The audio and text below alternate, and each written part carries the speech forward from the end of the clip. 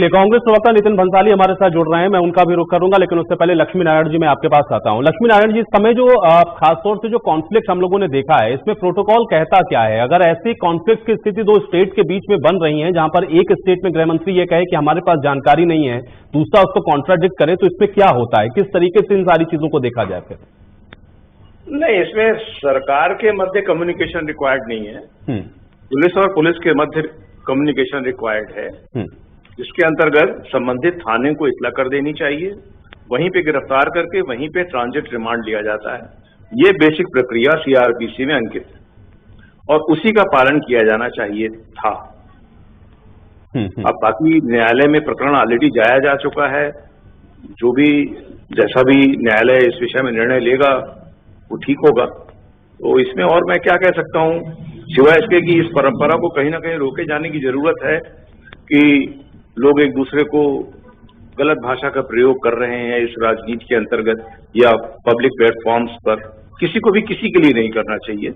मैंने पहले एक दो उदाहरण दिए इसी प्रकरण में कि प्रधानमंत्री, सभी के प्रधानमंत्री, उनको चोर कह दिया जाता है। देश से बड़ा तो कुछ भी नहीं हो सकता, कोई व्यक्ति भी नहीं हो सकता, और उसके विरुद्ध भी कहा जा रहा है कि राष्ट्र तेरे टुकड़े होंगे तो तुझको क्या कर देंगे। तो ये कोई कैसी काट दे रहा है तो कोई मुर्गे की गर्दन काट दे रहा है। तो ये सारी बातों पर भी तो एक हमें जिसे कहते हैं ना, जन चेतना की आवश्यकता है कि लोग सही भाषा का प्रयोग करें, संयम बरतें। यही मैं कह सकता हूँ। नितिन भंसाली जी, आपका स्वागत है इस चर्चा में। क्योंकि आपसे पहले भी अमित श्रीवास्तव जी हमारे साथ जुड़े हुए थे, आपकी पार्टी का पक्ष रख रहे थे, लेकिन आपसे भी मेरा यही सवाल है, क्योंकि अभी हम लोग ने रमन सिंह को भी सुना, वो भी ये बात कह रहे थे। एक और पूर्व मंत्री ब्रजमोहन अग्रवाल, उनकी तरफ से भी यही बातें कही जा रही थी कि आप लोगों ने, चलिए ठीक है, कालीचरण के मैटर को लेकर के जो कार्रवाई की, एक तो बताया नहीं बताया, उसको लेकर के कॉन्ट्राडिक्ट है। दूसरा यह है कि श्री राम का जो अपमान कर रहे हैं उनके खिलाफ कार्रवाई कब करेंगे, ये सवाल भी साथ में जोड़ रहे थे। मैं चाह रहा हूं इसका जवाब दें।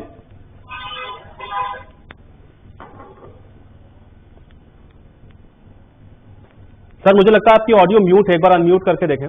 अब देखिए। जी जी नितिन जी। हेलो जी, बिल्कुल आवाज आ रही है? जी जी आवाज आ रही है मेरी? जी नितिन जी, मैं सुन पा रहा हूँ, बात रखें। देखिए, छत्तीसगढ़ में कानून का राज है, यूपी के जैसे जंगल का राज नहीं है। आपने कहा कि मध्य प्रदेश और छत्तीसगढ़ के मंत्रियों ने और छत्तीसगढ़ के और मध्य प्रदेश के कुछ नेताओं ने कालीचरण की गिरफ्तारी पे आपत्ति की है, तो ये तो प्री प्लान था। हमने तो पहले कहा था कि कालीचरण जो है ये आरएसएस और बीजेपी का एजेंट है। इनकी बातों से ये साबित। जय श्री राम के नारे लगा रहे हैं, ये भी तो एक कानूनन जुर्म है। जुर्म करने और जय श्री राम के नारे किस और डाइवर्ट करने, या मुझे बोलने की आवश्यकता नहीं है। आपने कहा श्री राम का अपमान।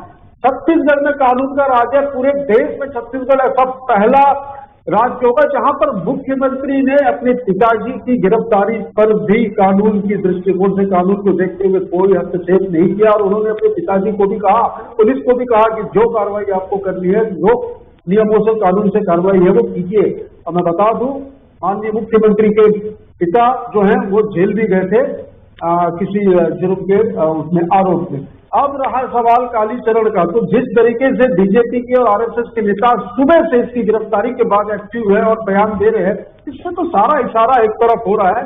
इस धर्म संसद की आड़ में ये क्यों आए, ये किसकी स्क्रिप्ट थी और किसने इनको सपोर्ट किया, ये सारी चीजें जाहिर हो रही हैं।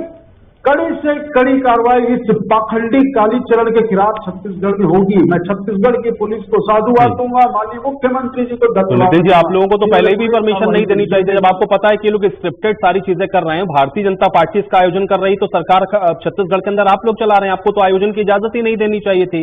फिर चलिए, आयोजन की इजाजत भी दे दी, कालीचरण ने स्टेटमेंट भी दे दिया, और उसके बाद वो वहां से फरार हो गया। छत्तीसगढ़ के बॉर्डर को क्रॉस कैसे किया कालीचरण ने? नितिन भंसाली जी, नितिन भंसाली जी, छत्तीसगढ़ के बॉर्डर को महात्मा गांधी का अपमान करने के बाद क्रॉस कैसे कर लिया कालीचरण ने? व्हाट्सएप पे कि आप आइए, धर्म संसद में शामिल होइए। और नितिन भंसाली जी, मेरा सवाल यह है, मेरा सवाल यह है कि आपने आयोजन की एक तो इजाजत दी, आयोजन जब हुआ वहां पर, तो कालीचरण ने वहां पे राष्ट्रपिता महात्मा गांधी को लेकर के अपशब्द कहे, जिस पर पूरे देश को आपत्ति हुई।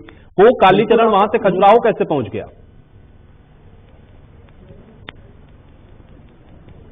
फिर से पूछिए। रायपुर से खजुराहो कालीचरण कैसे पहुंच गया महात्मा गांधी का अपमान करने के बाद? दर्ज नहीं हुआ था। जब तक जुर्म दर्ज नहीं होता कानून के तहत, जब तक वो अपराधी या उसके खिलाफ अपराध दर्ज नहीं हुआ तब तक कैसे पकड़ सकते हो? वही तो, उसको दर्ज करने में इतना समय क्यों लगाया? एक्टिव हुई है, माननीय मुख्यमंत्री जी ने निर्देश दिए हैं। और देखिए जुर्म दर्ज होने के, जुर्म दर्ज करने में समय क्यों लगा नितिन बंसाली जी? यही तो सवाल पूछ रहा हूं ना मैं आपसे। महात्मा गांधी के लिए आप शब्दों का इस्तेमाल कर रहा था, इससे ज्यादा जुर्म दर्ज करने के लिए और क्या चाहिए था आपको?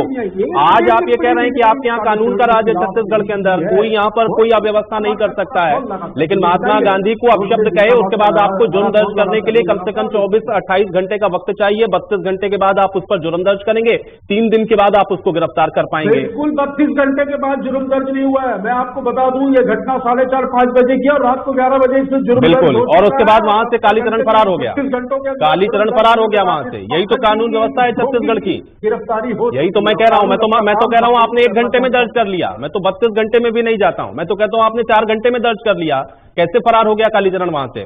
क्योंकि खजुराहो तक आपको जाना पड़ा, बनाकर आया था, खजुराहो तक आपको जाना पड़ा, वो शाम को खजुराहो तक आपको जाना पड़ा, और आप कह रहे हैं कि कानून व्यवस्था का राज है। आप कह रहे हैं कि कानून व्यवस्था का राज है। यहाँ बुलाना, भगाना, भगोड़ा, और इतना साहसी था तो ये 36 घंटे 38 घंटे गायब क्यों था? पुलिस ने तो बहुत अच्छी कार्रवाई की है। वही तो मैं कह रहा हूँ ना, पुलिस की कार्रवाई तो 4 दिन के बाद हम लोग को दिख रही है ना। इसके पीए को गिरफ्तारी तुरंत होनी चाहिए थी। महात्मा गांधी का अपमान पूरा देश बर्दाश्त नहीं करेगा, गिरफ्तारी तुरंत करनी चाहिए थी। समय लगा दिया आपने भी, समय लगा दिया आपने भी, और उसके बाद उसकी जो व्यवस्थाएं उसको लेकर के सवाल उठ गए।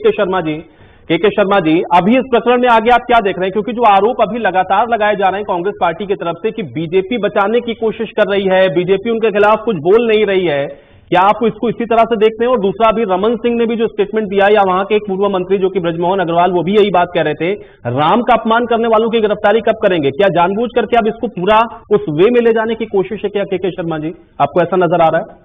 देखिए, इनकी गिरफ्तारी हो चुकी है और कोर्ट में पेश है, लेकिन जहां तक राम की बात आ रही है तो जो बात कह रहे हैं कि ब्राह्मणों के खिलाफ राम के बारे में यहाँ जो बातचीत भी हुई, तो वो अपने पिताजी को गिरफ्तार करके भी भूपेश बघेल जी ने एक बता दिया था कि आगे इस प्रकार की गतिविधियां होंगी तो वो उनका क्या रोक रहेगा।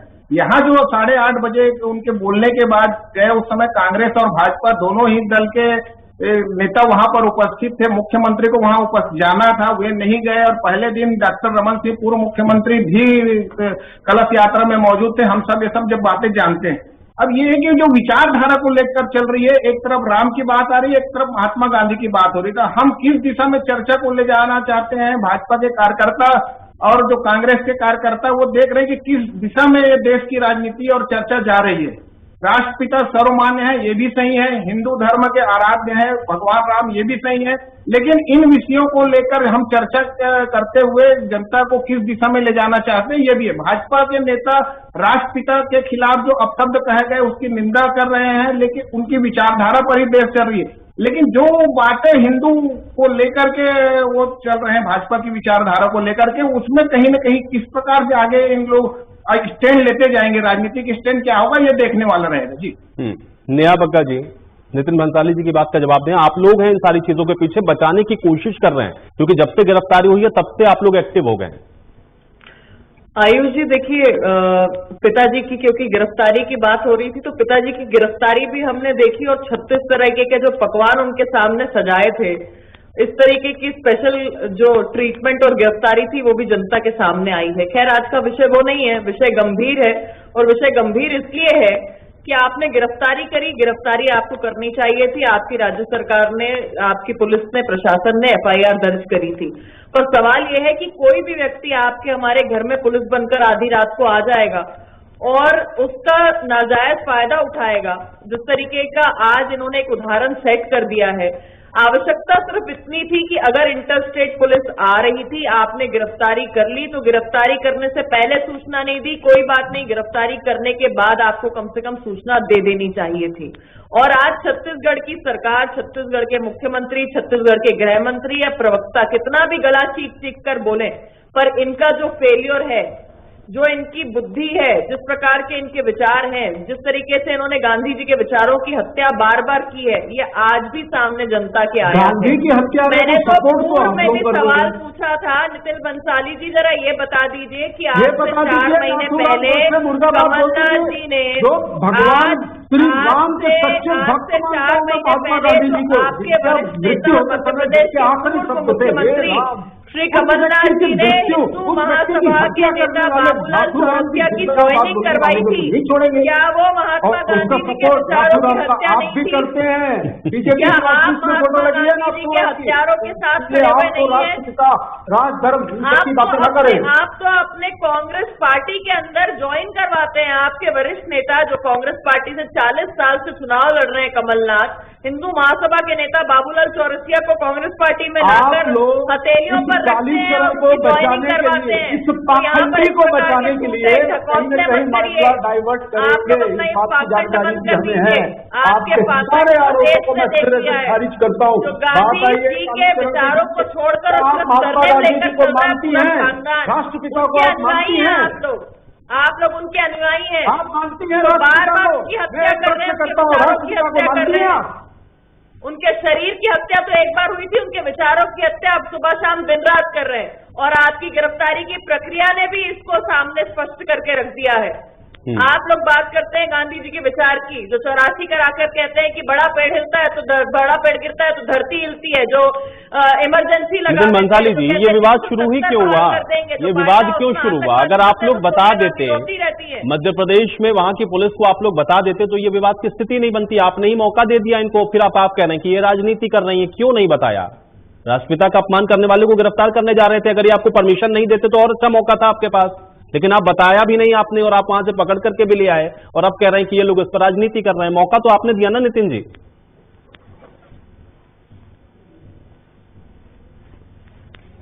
नितिन भंसाली जी, सुन पा रहे हैं आप मुझे?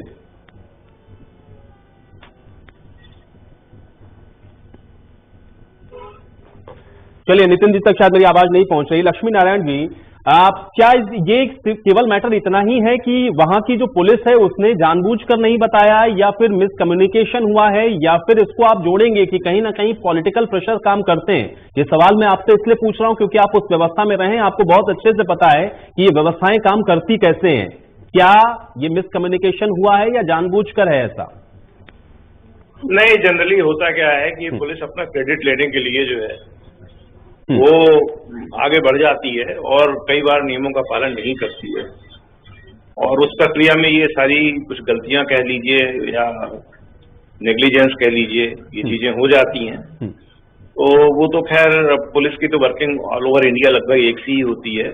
थोड़ा बहुत पॉलिटिकल इश्यूज भी रहते हैं, ऐसा नहीं है कि नहीं रहते हैं, लेकिन मेरा मानना ये है कि सीआरपीसी का पालन करना चाहिए।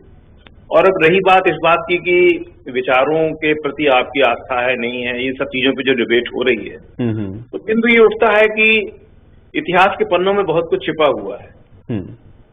कई बार कई लोग जो है बहुत अच्छे भी होते हैं, बाद में जब उनकी परतें खुलती हैं तो खराब भी नजर आने लगते हैं। तो ये तो आप लोगों को, ये तो जानकारी का जो होता है उसके आधार पर आदमी निर्णय लेता है कि किसका विचार हमें अच्छा लगता है, नहीं अच्छा लगता है।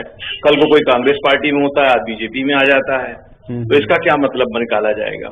और आज बीजेपी का है, कल वो सपा में चला जाएगा, सपा वाला जो है बसपा में चला जाएगा। तो ये तो विचारों का है, जैसे जैसे चीजों को जानकारी लोगों को होती है वैसे वैसे लोगों के विचार परिवर्तित होते रहते हैं। अब रिसेंटली इधर आजकल जो है मैं देख रहा हूँ सोशल मीडिया में जो है बहुत सारी बातें चल रही हैं, गांधी जी के बारे में बहुत सी बातें कही जा रही हैं, लिखी जा रही हैं। इतिहास के पन्नों में जो पहले नहीं पढ़ा था हमने, आज पढ़ने को मिल रहा है।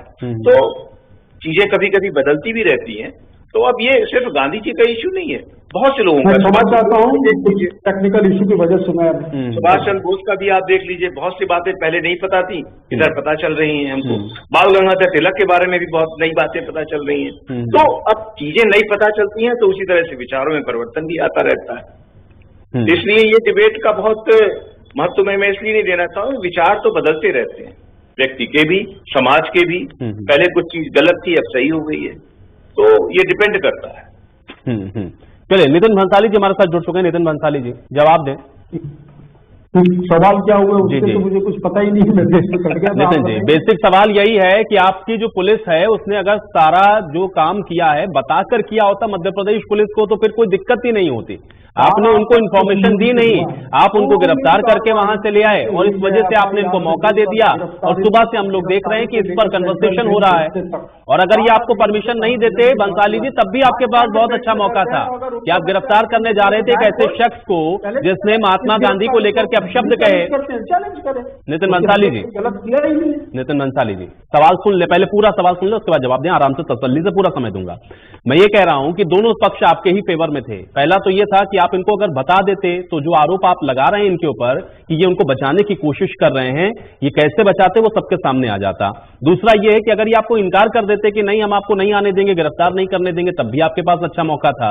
फिर क्यों नहीं बताया भाई? बताकर जाते गिरफ्तार कर लेते। कौन रोक रहा था कालीचरण को गिरफ्तार करने से? नितिन बंसाली जी, राजनीतिक लोग बोल रहे हैं वहां पर, ये भाजपा की बोली बोल रहे हैं, वहां पर आरएसएस की बोली बोल रहे हैं कि हमने नहीं बताया। मैं जब कह रहा हूं सब कुछ नियम से हुआ और नियम से नहीं हुआ यदि इनको लगता है आरएसएस। बंसाली जी मुझे बताइए, प्रदेश का गृह मंत्री अगर ये कह रहा है, मुझे एक बात बताइए नितिन बंसाली जी, देखिए मैं राजनीतिक तौर पर भी मैं मान लेता हूं कि कोई चुनावी जनसभा में कोई बात अगर कह रहे होते तो मैं मानता। गृह मंत्री ये कह रहे हैं कि उन्होंने डीजीपी के मध्य प्रदेश को कहा है कि वो छत्तीसगढ़ के डीजीपी से बात करें कि आखिर ऐसा कैसे हुआ है, आखिर ऐसे कैसे हुआ है। तो ये तो ऑन पेपर होगा ना, ये तो ऑन पेपर होगा ना, ये तो ऑन पेपर होगा। और अगर इन्फॉर्मेशन दी होगी तो उनके डीजीपी या पुलिस बताती कि नहीं इन्होंने इन्फॉर्मेशन दी, इसका मतलब नहीं दी है। अब आप कहिए वहां से बैठ के कि ये राजनीति कर रहे हैं, ये कहेंगे कि आप राजनीति कर रहे हैं। ये डॉक्यूमेंटेड होती है चीजें, इसको हवा हवाई नहीं कर सकता आदमी। हमारी पुलिस ने नियम के तहत कार्रवाई की है। नितिन बंसाली जी, ये बातें हवा हवाई नहीं होती हैं, क्योंकि इन्फॉर्मेशन अगर आप दे रहे हैं तो उसका कोई ना कोई डॉक्यूमेंट होगा, आप बताएंगे। कोई हवा हवाई बातें नहीं कर सकता है। हवा हवाई बातें मैं भी नहीं करूंगा। अगली बार मैं आपको आज कोर्ट से मैं ये डॉक्यूमेंट निकलवा के अगली डिबेट पे बैठूंगा जब आपको साक्ष्य प्रस्तुत करूंगा। जब तो आप ये कह रहे हैं कि इन्फॉर्मेशन दी गई नियम से काम नहीं किया है तो खुली छूट है कालीचरण के अनुयायियों को और कालीचरण के भक्तों को जाए कोर्ट में चैलेंज करें। नेहा बग्गा जी बता के आए, वो तो कह रहे हैं वो डॉक्यूमेंट लेकर के आ जाएंगे अगली बार। देखिए नितिन बंसाली जी के पास डॉक्यूमेंट होता तो ये चिड़िया उड़ाने वाले ट्विटर पर आज यहाँ पर बिना कागज के नहीं बैठे होते। ये कागज लेकर आते, उस डॉक्यूमेंट को सामने लेकर आते। ये इनकी नाकामी है, ये इनकी नाकामी है।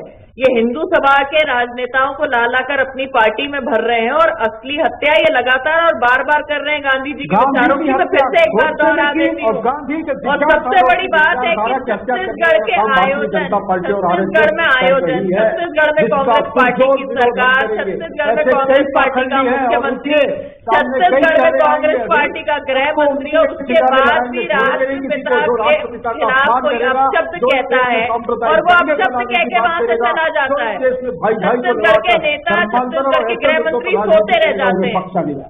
महत्वपूर्ण बात यह है कि देश संविधान से चलता है, संघीय ढांचा है और जिस इंटरस्टेट पॉलिसीज को संविधान में लिखा गया आपको उसको अपनाना चाहिए। अपनी राजनीतिक रोटियां सेकने के लिए और राजनीतिक मुद्दे लाने के लिए काफी अवसर मिलते हैं नितिन बंसाली जी। कम से कम आप अगर कानून को मानते हैं तो कानून को मानने का डॉक्यूमेंट जो आप लोग की पुलिस ने दिखाया है, दिया है, उसको सामने प्रस्तुत करिए। डॉक्यूमेंट होता तो लेकर आते, डॉक्यूमेंट नहीं है क्योंकि आपने फैसले का पालन नहीं किया है। इसीलिए मैं पूछ रहा था भाई, देखिए कोई दोनों प्रदेश के गृह मंत्री, दोनों प्रदेश के गृह मंत्री, ये दोनों वाइस वर्सा है, क्योंकि अगर छत्तीसगढ़ के कह रहे हैं तो उनके पास भी होगा उसका प्रूफ कि उन्होंने इन्फॉर्मेशन दी है, और यहाँ कह रहे हैं तो उनके पास भी प्रूफ होना चाहिए। अब इसमें कौन सही कह रहा है कौन गलत कह रहा है ये फैसला तो करना पड़ेगा, और अब ये एविडेंस क्या रखेंगे कोर्ट में हम लोग उसका इंतजार कर लेते हैं। के शर्मा जी, लक्ष्मी नारायण जी ने जिस ओर इशारा किया वही सवाल मैं आपसे भी जरूर पूछूंगा। क्या सिलेक्टिव अप्रोच आपको नजर आती है कि कुछ कुछ जो पर्टिकुलर हमारे जो आइकन्स हैं या हमारे जो महापुरुष हैं उनको लेकर के हम लोग बड़े सिलेक्टिव होते हुए नजर आ रहे हैं कि पर्टिकुलर महापुरुष के बारे में कोई बात होगी तो एक धड़ा बड़ा मुखर नजर आता है, एक पर्टिकुलर के बारे में बात होगी तो दूसरा धड़ा। क्या इस वजह से भी आपको लग रहा है कि ये जो स्थितियां बनती हैं, ये जो स्टेटमेंट हम लोग सुन रहे हैं, ये कॉन्फ्लिक्ट की स्थितियां बन रही हैं और इस पर डिस्कशन हो रहे हैं? के शर्मा जी, चलते हुए विचारधारा का स्पष्टीकरण नहीं हो पा रहा है।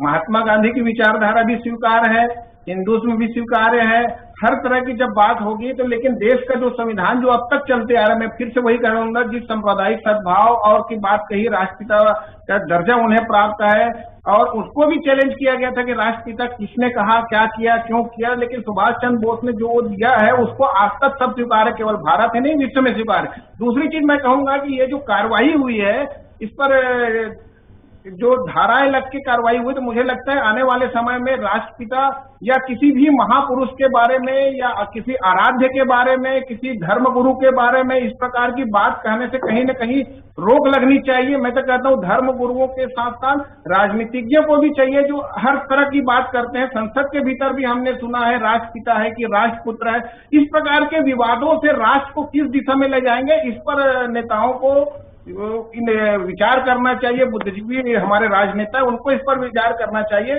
लेकिन मुझे लगता है कि सब कार्रवाई से जो अलग अलग प्रकार के आरोप लगते हैं, इस प्रकार से अपने आप को आगे बढ़ाने के लिए, अपने आप को जनता के बीच में एक समझ जो ग्लैमर के रूप में जो आता है उसको बचने का प्रयास होना चाहिए। और सभी महान जो भारत के लिए, राष्ट्र के लिए जो लोगों ने, महापुरुषों ने अपना बलिदान दिया है, जो आराध्य हैं, जो धर्म गुरु हैं, जिन्होंने हमें मार्गदर्शन दिया, उनका सम्मान होना चाहिए। जी लक्ष्मी नारायण जी, क्या आप इसको मानते हैं, क्योंकि शुरुआत में भी आपने कहा कि अभी प्रधानमंत्री को भी कोई चोर कह देता है तो उसके खिलाफ भी हम लोग देखते हैं कि कोई इस तरीके की कार्रवाई नहीं होती है। बहुत तरीके के स्टेटमेंट पब्लिक डोमेन में तो आजकल सोशल मीडिया में तो कुछ छुपता नहीं है।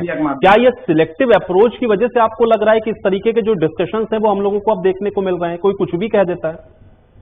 ये बात सही है कि संयम नहीं है समाज में, लोगों में संयम नहीं है, बोलने पे संयम नहीं है। फ्रीडम ऑफ स्पीच का बहुत गलत अर्थ निकाला जा रहा है, बहुत गलत मतलब निकाला जाता है। ये दुर्भाग्यपूर्ण है, क्योंकि मेरा यह मानना है कि हमारी कोई भी फ्रीडम वहां पे खत्म होती है जहां की दूसरे की नाक शुरू होती है। ये एक बहुत पुराना प्रोवर्ब है, लेकिन उस प्रोवर्ब पे कोई ध्यान नहीं दे रहा है, कोई मान नहीं रहा है। तो जहां जैसी जिसकी सरकार होती है वो अपनी विचारधारा के अनुसार कार्रवाई कर बैठता है। चलिए, आपकी इसी बात के साथ आज की चर्चा में यहीं समाप्त करूंगा। आप सभी का बहुत शुक्रिया, आप लोगों ने समय निकाला, आज इस चर्चा का हिस्सा बने। हालांकि ये नई चर्चा छिड़ी है कि आखिर सही क्या है, गलत क्या है, लेकिन हाँ, अब गिरफ्तारी पर जो सियासत हो रही है वो कहां जाके थमेगी, इसके लिए इंतजार करिए। आज बड़ी बहस में मेरे साथ फिलहाल इतना ही।